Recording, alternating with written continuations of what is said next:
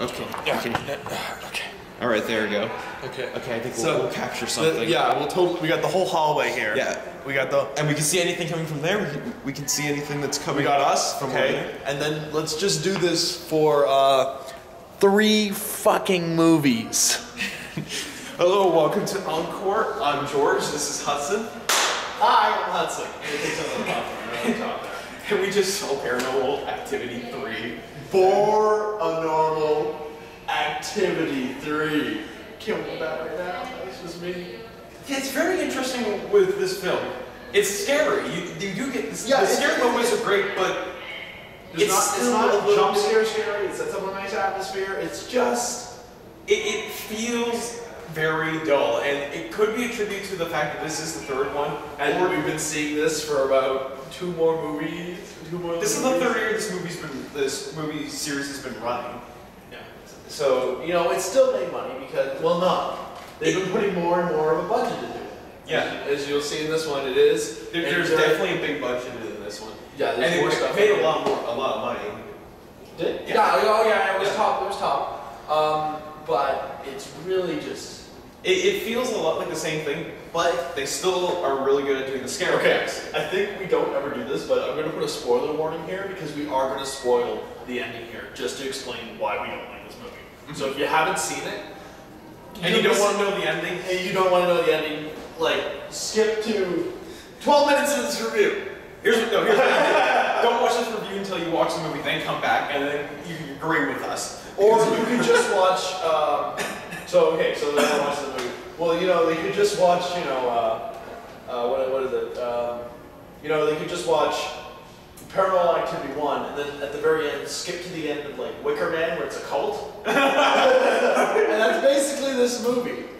A cult comes out of nowhere, like whole left field, like one symbol scene, and then he just jumps to this conclusion. It's a cult, and guess what? Granny's involved in a cult. Alright, so now that we've gone over the spoilers, the movie... No build-up. The movie basically... Okay, I'm not gonna do that anymore. The movie starts off where it's based on the past of the So there's just like sister. one clip that you didn't see. It seems like a clip from Paranormal Activity 2. Yeah. That you haven't seen before. Where the house is a wreck, where they come home to the house being a wreck, and they go downstairs, and he's like, nothing seems to be stolen in the basement. And then they have this footage that you don't see in the second one, where it's like, except the videotapes. The videotapes seem to be missing. And then it goes into Paranormal Activity 3. And, okay, here's our first problem with the movie. Paranormal Activity 1 and 2 are police record tapes. These are files, these are video footage that the police have, and are using to review. And the police symbol, one of the symbols that they use, is the night 1. Okay? Night 1.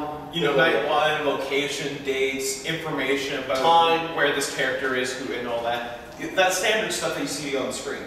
In this one, you get that, you still get like locations and whatnot, but the tapes are missing. So you don't know how the police have gotten a hold of these tapes if they're missing. And why, if they're missing and they've acquired them, why would they suddenly become police foot? Like, I don't understand. Why would they edit them? Is Toby editing them? Did he like the style of Paranormal Activity 1 and 2? He's like, you know what, I'm just going to make sure that these look nice. Okay, so what happens is one of the kids, I think it's Katie or Christy or something. It's one of those two. It's we'll call her Kay, and what's the other one? The other one's Christy. That's the second from the second one, and Katie is the one from the first one. Okay, so Katie has. So Katie has the imaginary friend. Yes. Okay, so it starts off with Christy's birthday. Yeah. Right. And nothing really happens. They set up that the father's not there. It's a boyfriend. He likes to film. He's a wedding filmer. Blah blah blah blah blah. A bunch of setup towards the characters, and then they move straight into ghost action. What happens is the boyfriend who films and the girl who's the mother of the 2 kids are going to take them having sex, and an earthquake happens, and you get to see this faint outline of a ghostly figure from dust, and then just moves away. And this freaks the guy out, so he starts setting cameras up. And this is basically Paranormal Activity 3, where Katie's talking to her imaginary friend, whose name is Toby, which is really weird for a imaginary friend. You know, it's just, I hate that name, Toby. It's not like a kid's name that you would make up. It's like an actual guy's name. Like, just imagine this middle-aged guy named Toby. He's invisible, and he just has superhero powers, and he just likes to talk to little girls. I live in your little space. Yeah, I'm gonna draw with crayons on the ceiling now. It's just a terrible, terrible name for the character.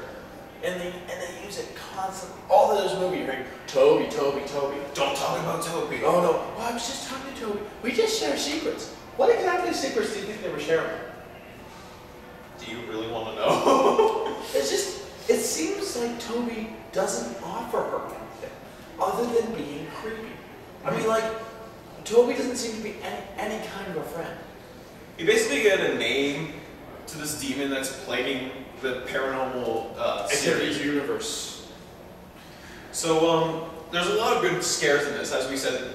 The scares are done really well. But a lot of the good scares are set up by this fan cam that the guy sets up. The fan cam. Which this guy basically did is he took a camera, wrapped it around a fan that he took apart, and it just pans slowly like a fan, and so it holds there and then moves over.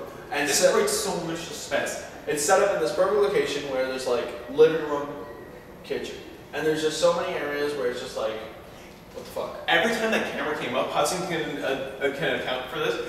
I was just like, fuck, something's gonna happen. Yeah, every time you knew something was gonna happen, somebody's gonna be there. It's just like, it slowly pans. Okay, and then there's two obligatory characters that get scared, never explained.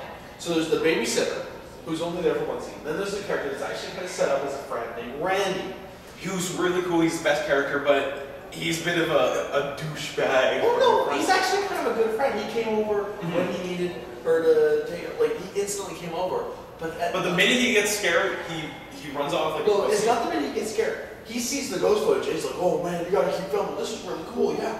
Oh man, this is so cool. And as soon as like he gets a scratch, he sees the ghost for real. And it's like suddenly, it's no longer a prank, this guy. I don't know. He just seems to change personality suddenly. And now he's just a cool guy that's so like, I'm never coming back. Never come back. Not your friend anymore, don't talk to me. Like, I want to know what happened to them. Like, I can see why they do that. I mean, we all watch, like, Ghost Hunters and all these ghost things. But when it comes to actually seeing it, it could be very scary if something actually does happen. But you don't just leave your friend. It's just a total character switch. Like, I would see him more like, get out of this house, man. I gotta help you. Like, he's trying to get him out of the house, and they kick him out of the house because he's scaring the kids. That would make sense. That would make more sense. Like, and he's constantly calling them. He's like, dude, get out of the house. But he just acts like a douchebag, and he's just just leaves. He just leaves, and he never comes back. So basically, it's a kind of gender switch here, where usually it's the female that sees all the ghost stuff, and it's the male that's a disbeliever. But this time it's the other way around. It's a gender switch, yeah. Which is really good, and it works definitely, because the guy is the one with the camera, and he's the one that looks at the footage because it's part of his job. So it does make sense. Yeah, his job filming weddings. Which you see like a couple scenes of him actually doing. So that was a nice touch. We get to see a little bit of the wedding filmer's life. And I think we can all agree the ending was really weird, and never accept apple pie from old ladies. Yeah, that was just dumb. It's a... I swear to God, accepting the apple pie was his fate. Yeah. Yeah, he should have accepted that apple pie. He shouldn't. You take that apple pie here. No, but he didn't eat the apple pie, remember? I think he did. No, remember, he's just like, George, he said he doesn't like to. He wants to keep working. Okay, so the girl, like, finds Toby in a closet, and then when they get to Grandma's house, she's looking at a painting, and, like, he doesn't think to look at the painting, he doesn't think to look around the painting. Like, she's found creepy shit before. Look at the fucking painting. I actually said this to George. He's an idiot. Look behind the painting. Yeah, they have this symbol that's for the spoiler cult. Yeah, the guy randomly jumps through. It's just a guy. It's boring. It's good. It's good scares. It feels really boring sometimes. And the ending comes up really out of nowhere. And it's just like you don't get any more explained. You don't really get anything more explained about Toby. You just get a whole whack of shit about their family that's not really explained, just kind of dumped there. And then you're just supposed to go, wow, cults are scary. Now, what I want to know is, did the mother experience anything? That might be where they go with 4, but I don't know how they actually get. Are they gonna just keep going back? Are they just gonna go like mother, grandmother, until they get to until they get like to the cult, like where they make the deal with the devil? Yeah, like you could fucking go on forever. They go to the devil stories. The devil as a kid. Where does Toby come from? Oh god. They go back to the future. There's no future. Fucking Marty McFly in this.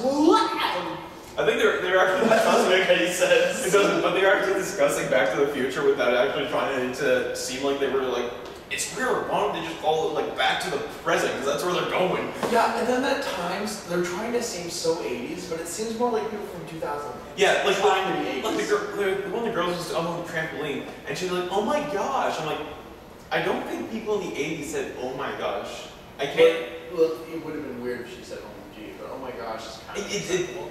But it's just like it's just like when they're trying to like they at the very start they're trying to film a porno with the boyfriend and the girlfriend because they smoke marijuana. And the guy. Oh, they're being controversial. And the guy's like, and like porn music. It's like, yeah, what? Oh no, you don't know. You shouldn't really know. You're making fun of the 70s. It's the 80s, man. You're barely out of there. You barely crossed that threshold. And then sometimes they really just shove it in your face that it's in the 80s. Like the babysitter is wearing like those 80s sort of hip style clothes that sort of migrates into the 90s. And she's got like the pigtails and there's like the whole. It's just the movie just feels off. It's just I give it it's a 5 out of 10. Really, it's just a bland movie. For me, I give it I'd say maybe a 6.5 out of 10. I do like the series, and like you said, the jump scares were good. They got me a few times, they got Hudson a couple times. Yeah. So it's good jump scares. Just the plot is a little bit thick, thin, sorry. It has a lot of plot holes in it. It just feels like they dropped the ball. They really did just drop the ball on this one, and they really like. It just feels like they shouldn't have just like they've been doing year, and then they should have waited another year. They should have got a better story. I mean, this just doesn't make sense. Luckily, it doesn't look like there's going to be a 4th one, but they can always just sort of like say, here's the 4th one. It's an alternate timeline. Oh. So that's our review. That's Paranormal Activity 3. Yeah. I say if you can see it for cheap or free, definitely see it. Or a rental. It might be a rental thing. Wait till it comes out on rental. Or Netflix. Yeah, that too. It'll always be on there. See you later. Hey Hudson, I think we caught something.